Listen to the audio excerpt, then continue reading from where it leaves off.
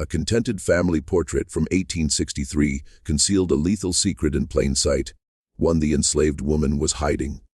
Sarah Chen, a forensic historian specializing in Civil War-era photography, sat in her Boston office examining a daguerreotype she'd acquired from a Virginia estate sale.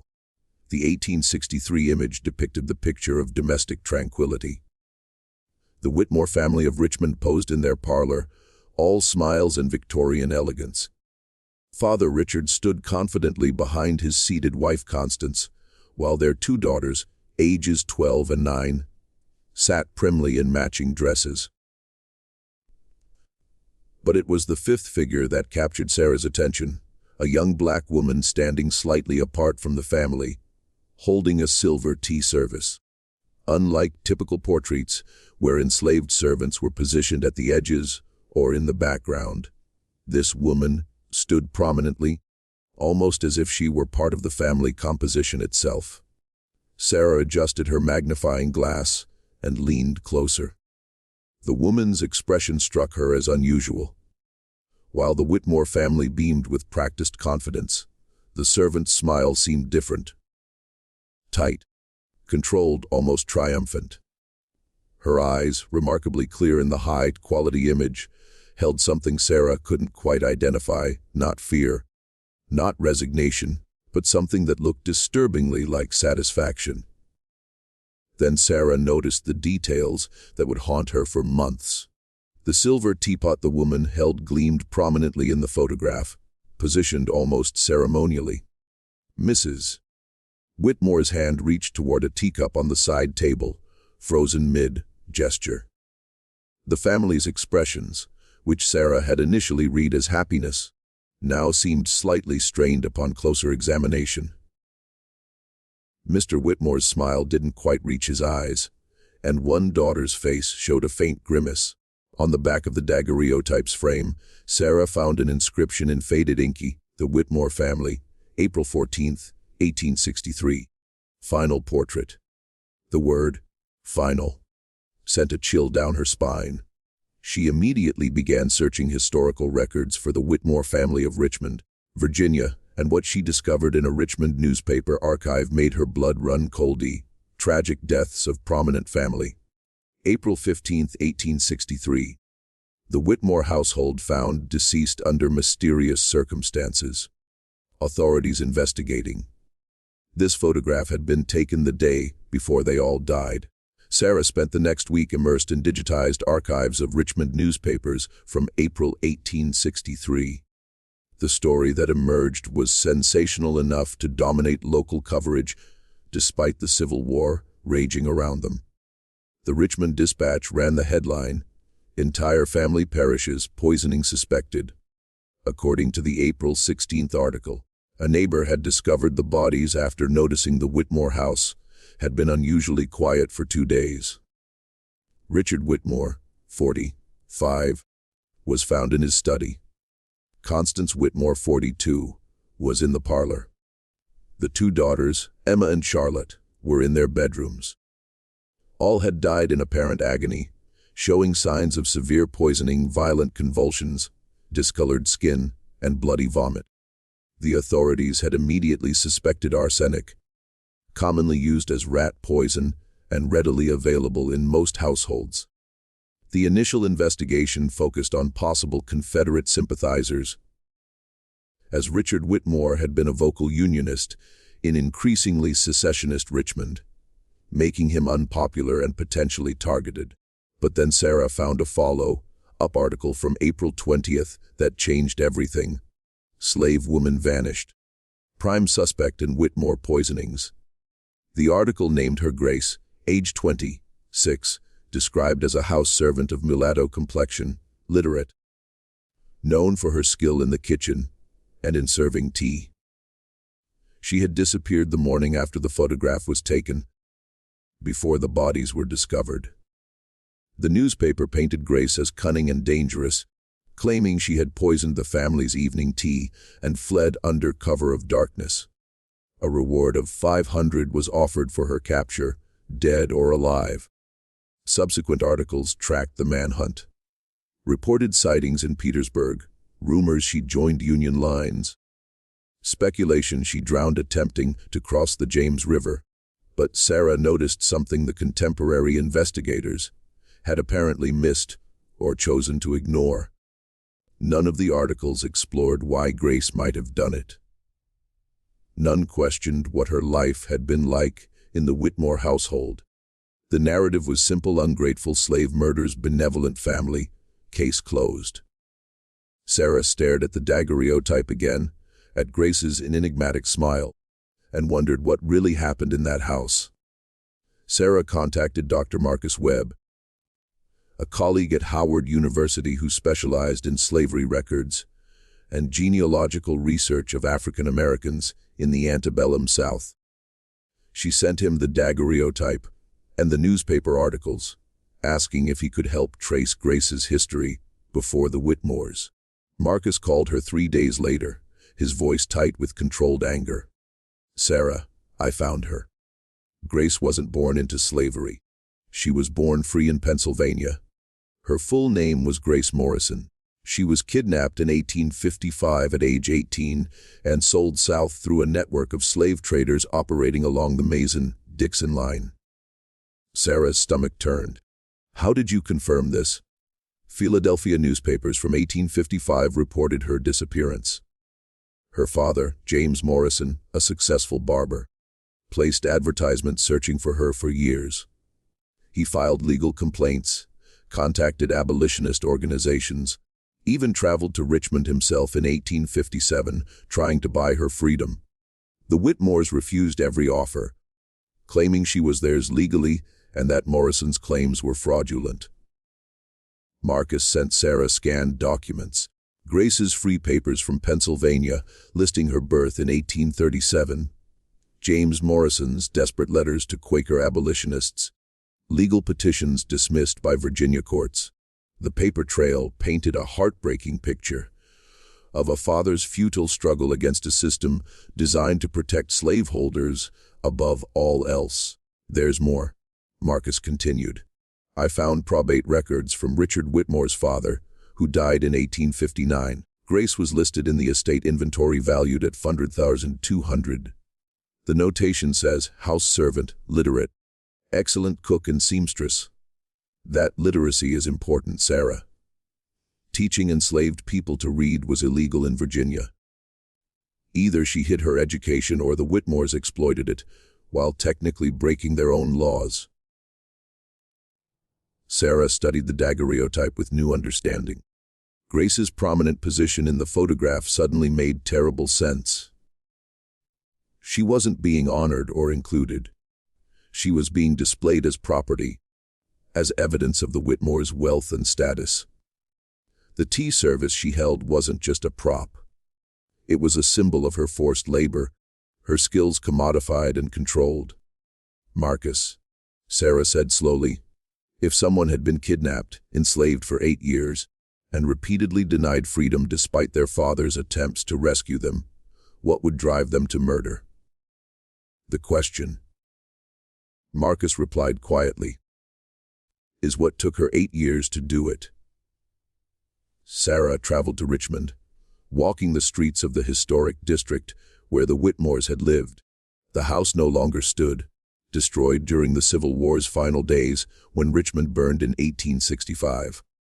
But city records provided the exact location, 412 Gray Street, a bitter irony that didn't escape Sarah's notice.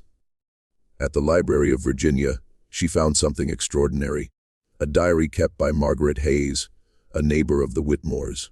The entries from 1860 to 1863 provided a window into the household dynamics that newspapers never captured. Margaret's January 1861 entry read, "Called on Constance Whitmore today, found her in foul temper, beating her girl Grace for some trivial offense, involving improperly starched linens. The girl bore the blows without sound, which seemed to infuriate Constance further. I was embarrassed to witness such a scene, but said nothing. These domestic matters are not my concern." Other entries painted a pattern of abuse. Grace was struck for minor mistakes, denied food as punishment, and forced to work from before dawn until late at night. Margaret noted that Grace slept in a small storage room under the stairs with no heat, even during harsh winters. But the diary also revealed Grace's intelligence and resilience.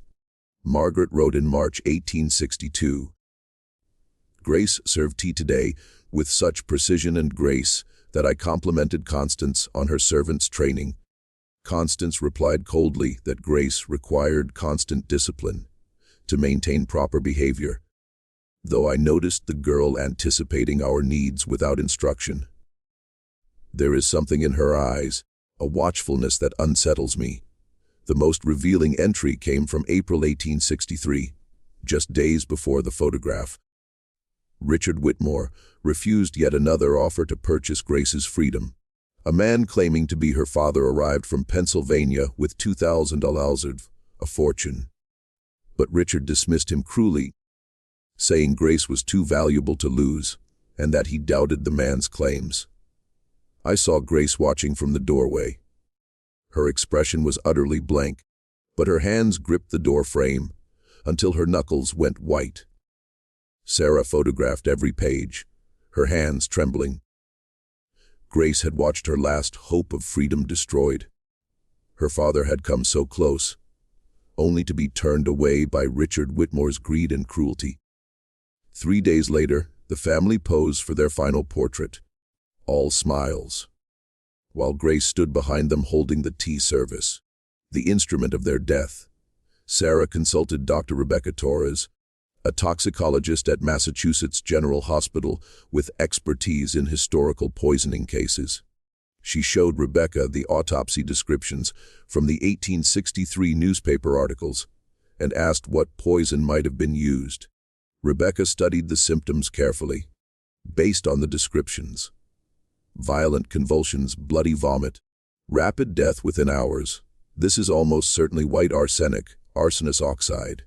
It was extremely common in the 1860s, used for rat poison, fly paper, even complexion treatments. Easily accessible, easily disguised in food or drink. How much would be needed to kill a family of 4? Sarah asked. Not much. A teaspoon dissolved in liquid could kill multiple people. The trick would be masking the taste. Arsenic has a slightly sweet metallic flavor. Strong tea, especially if heavily sweetened or mixed with cream, could potentially hide it. Rebecca pulled up historical medical texts on her computer. Here's the interesting part. Poisoning with arsenic requires planning. It doesn't work instantly. The poisoner needs to administer it, then wait. If Grace did this, she would have served the poison tea, then stayed in the house as they died. That takes extraordinary nerve, and frankly, deep hatred or desperation. Sarah showed Rebecca the daguerreotype. This was taken the day before they died. Grace is holding the tea service. Rebecca leaned closer, examining the image.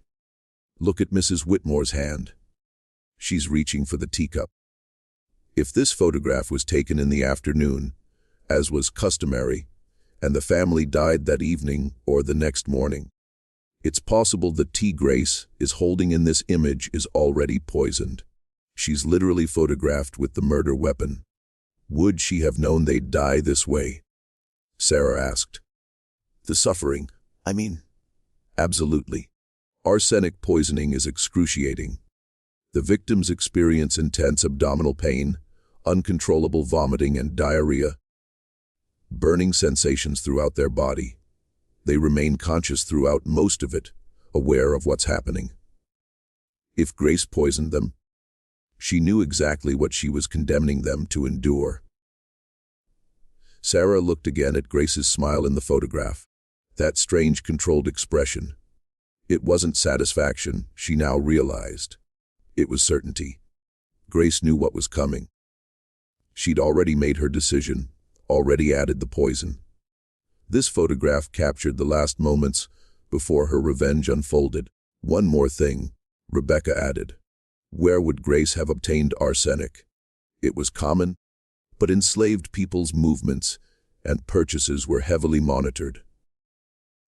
That question would lead Sarah to the most disturbing discovery yet. Sarah found her answer in the business records of Peen's Apothecary, a Richmond pharmacy that operated from 1830 to 1872.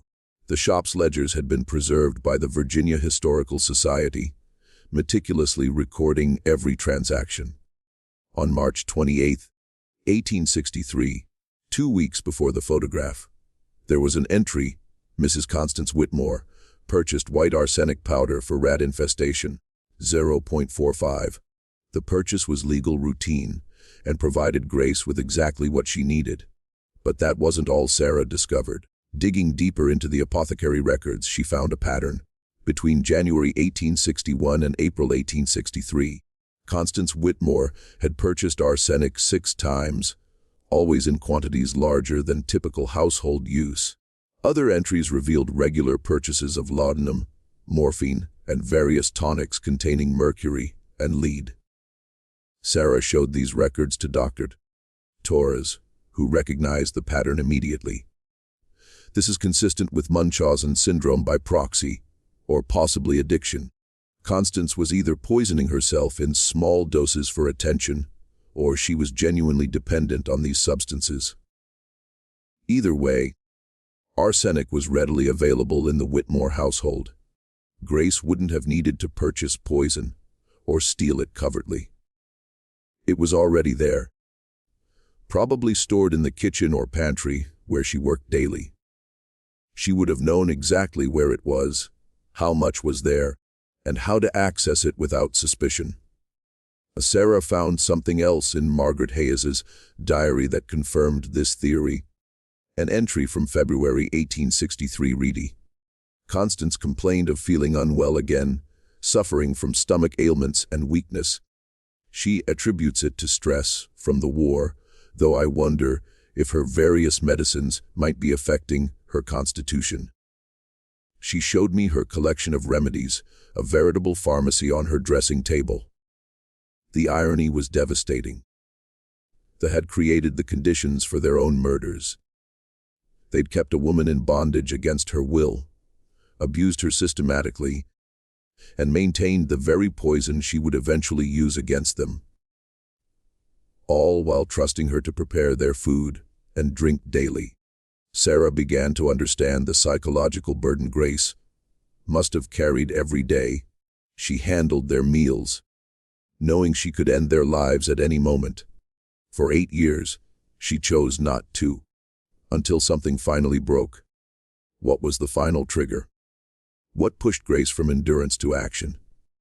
The answer came from an unexpected source: a letter Sarah discovered in the archives of the Pennsylvania Abolition Society. Written by James Morrison to the Society's secretary on April 10, 1863, it read, "Gentlemen, I write to inform you of my failure in Richmond. Despite accumulating 2,000 through years of saving and borrowing, Mr. Richard Whitmore refused to sell my daughter Grace her freedom. He laughed at my offer, called me an impostor, and threatened to have me arrested if I returned. Worse still, as I departed, I glimpsed Grace through a window. She recognized me. I saw it in her eyes, but she was forbidden from speaking. Mr. Whitmore informed me that as punishment for my disturbance, Grace would be sold to a plantation in South Carolina within the month, where her improper aspirations would be corrected through field work. I am broken. I have exhausted every legal and financial avenue. My daughter will be sent deeper into slavery, further from any hope of rescue. God forgive me, I have failed her." Sarah sat back, devastated. This was it, the breaking point. Grace had watched her father try one last time to save her, only to have Richard Whitmore not just refuse, but threaten to sell her to a plantation where enslaved people faced brutal conditions, shorter lifespans, and no possibility of literacy or skilled work. She had 4 days between her father's visit and the photograph. 4 days to decide between accepting a worse fate or taking control of her own story. Sarah found corroboration in another Margaret Hayes diary entry from April 12, 1863. The Whitmore household is in an uproar. some Negro man appeared, claiming kinship to Grace, and Richard sent him away with harsh words. Constance is furious about the disruption and has threatened to sell Grace away as punishment. The girl has been unusually quiet since then, unnervingly so.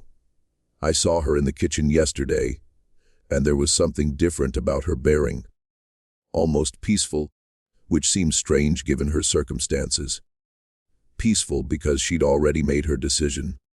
2 days later, on April 14th, they commissioned a photographer to create a family portrait, likely to commemorate their social standing before the war situation in Richmond deteriorated further. They posed in their finest clothes, brought out their best, and insisted Grace be included to demonstrate their household's refinement. Grace stood there with the tea service, smiling, that small knowing smile, because she'd already poisoned them. The photograph captured the moment between decision and consequence, between crime and discovery. They thought they were documenting their prosperity. She knew they were documenting their deaths.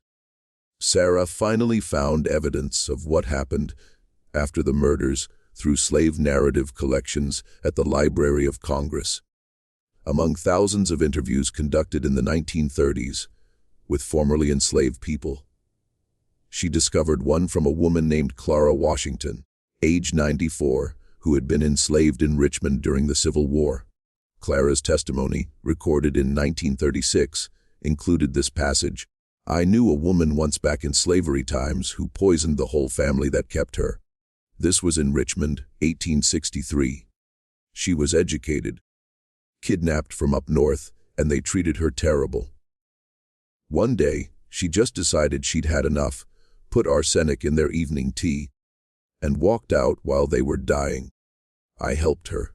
The interviewer had noted the subject became emotional recounting the story and asked that names not be recorded. She stated she harbored no regrets about her involvement.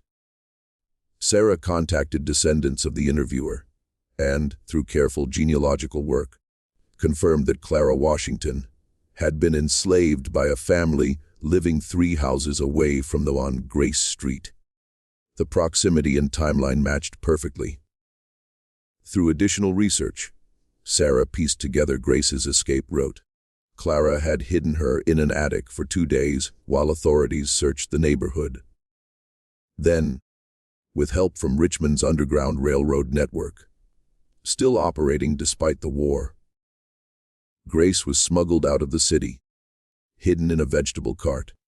She traveled by night, moving through a chain of safe houses, operated by free black families and sympathetic whites. By late April 1863, records suggested she'd reached Union lines near Fredericksburg. The Union Army's policy was to treat escaped slaves as contraband of war and offer them protection, though conditions in contraband camps were often harsh. Sarah found one more crucial document, a register from a contraband camp in Alexandria, Virginia, dated May 1863. Among the names, Grace M., female, age 26, from Richmond, literate, assigned to teaching duties for camp children. Grace had survived. She'd escaped, crossed Confederate and Union lines during one of the war's bloodiest periods, and found relative safety. The M. likely stood for Morrison. She'd reclaimed her family name. But what happened to her after the war? Did she reunite with her father? Did she live with the weight of having killed 4 people, including 2 children? Sarah became determined to find out. Sarah's search led her to Philadelphia, to the archives of the Mother Bethel A.M. Church, one of the oldest African-American churches in the United States. In their membership records from 1865, she found Grace Morrison, returned from Virginia, reunited with Father James Morrison, joined congregation August 1865. She'd made it home, after 10 years, 2 years of escape and hiding during the war, 8 years of slavery before that. Grace had returned to Philadelphia and to her father. Church records revealed more of her story. Grace married in 1867 to Samuel Peters, a teacher and activist. They had 3 children. She worked as a seamstress and, like her husband, became involved in education and early civil rights advocacy. She taught at schools for freedmen's children, using her literacy, once a crime in Virginia, to empower others. Sarah found an 1875 article in the Christian Recorder, an African-American newspaper, featuring a speech Grace gave at a women's rights convention in Philadelphia. Though she never explicitly mentioned the Whitmore murders, her words were powerful. I was stolen from freedom and thrust into bondage. I endured 8 years of captivity, subjected to cruelties I will not detail here. I was denied my humanity, my family, my very identity. When every legal avenue to freedom was blocked, when those who claimed Christian virtue showed none, I took my fate into my own hands. I will not apologize for my survival. I will not regret the actions that returned me to my rightful life. The audience, according to the article, rose in a standing ovation. Grace lived until 1908, dying at age 71 in Philadelphia. Her obituary described her as a beloved teacher, devoted mother and grandmother, and tireless advocate for the rights of her people. It mentioned her kidnapping and enslavement, but made no reference to what happened in Richmond. Sarah found a photograph of Grace from 1890 taken at a family gathering. She was 53, gray-haired but strong-featured, surrounded by children and grandchildren. Her expression was serene content, so different from that knowing smile in the 1863 daguerreotype. She had lived a full life after Richmond, had built a family, and contributed to her community. But Sarah wondered, did the ghosts of Emma and Charlotte Whitmore haunt her? Could she reconcile having killed children, even children of her oppressors? Sarah would never know for certain, but Grace's own words suggested she'd made peace with it. I will not apologize for my survival. Sarah stood before a packed auditorium at Georgetown University, the 1863 daguerreotype projected large behind her. 6 months of research had led to this presentation, where she would tell Grace Morrison's complete story to historians, journalists, and the public. This photograph, Sarah began, has been interpreted in various ways since I discovered it. Some call it evidence of a crime. Others call it a document of justified resistance. I believe it's something more complex. It's a portrait of impossible choices rendered in silver and glass. She walked through the evidence methodically. Grace's kidnapping, the cruelty, the failed rescue attempts, the final threat to sell her to a plantation. She showed Margaret Hayes's diary entries, the apothecary records, the newspaper accounts. She traced Grace's escape and her life afterward. Grace Morrison was 26 years old in this photograph. Sarah continued. She'd spent 8 years in bondage, nearly a third of her life. She'd been beaten, degraded, and denied her humanity daily. When her father's last attempt to purchase her freedom failed, she faced being sent to conditions that would likely have killed her within years. So she made a choice. Sarah paused, meeting the eyes of her audience. She murdered 4 people. 2 of them were children. This is an undeniable fact. But it is not the only fact. The complete truth requires us to understand the system that created this moment. A system where human beings were property, where legal kidnapping was protected by law, where a woman had literally no legal recourse against her captors. The question and answer session was intense. Some audience members condemned Grace's actions, particularly regarding the children. Others argued she'd acted in self-defense against an ongoing assault. A heated debate erupted about whether the Whitmore daughters could be considered innocent given their age and complicity in slavery. Sarah didn't offer simple answers because there weren't any. What I can tell you, she said finally, is that Grace Morrison lived 53 years after this photograph was taken. She became a teacher, a mother, an advocate for justice. They lived exactly one day after this photograph. Their choices, to kidnap, to enslave, to abuse, to refuse freedom, led directly to their deaths. Grace's choice, to kill rather than be destroyed, led to a life of purpose and meaning. After the presentation, an elderly black woman approached Sarah with tears streaming down her face. "My great-grandmother was enslaved in Virginia," she said. "She never spoke about those years, but my grandmother said she'd once done what was necessary to escape. I never knew what that meant until today. Thank you for telling Grace's truth."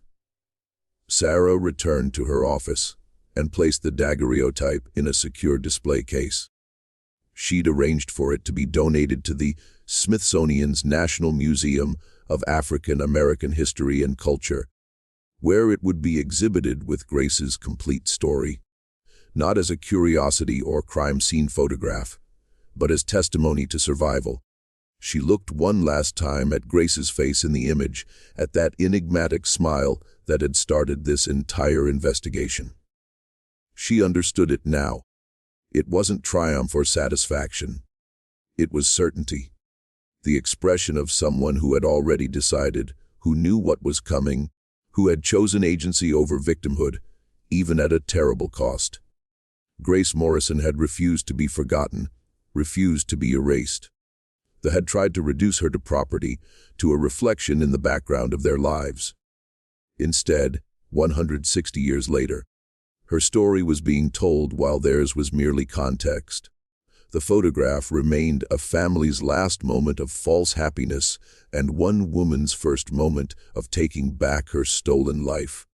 Both truths existed in the same image, inseparable, challenging viewers to grapple with the complexity of history and the impossible choices people face when humanity itself is denied. Grace had the last word.